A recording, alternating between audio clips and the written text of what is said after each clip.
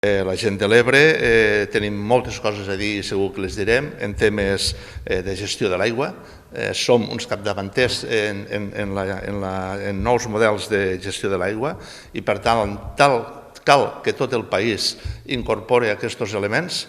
Evidentment també dins de la defensa del medi natural, el fet que tinguéssim dos parcs naturals i tinguéssim tota una sèrie d'elements, o la mateixa reserva de la biosfera, que recordo que a Catalunya només hi ha dos, i una és a les Terres de l'Ebre precisament, també vol dir que aquí s'ha treballat d'una manera diferent segurament que a altres llocs del país i per tant cal que es tinguen o es posen en valor totes aquestes propostes que aquí hem dut a terme.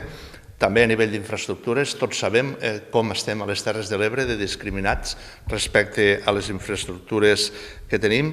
També jo diria que hem de fer aportacions des del punt de vista de models energètics.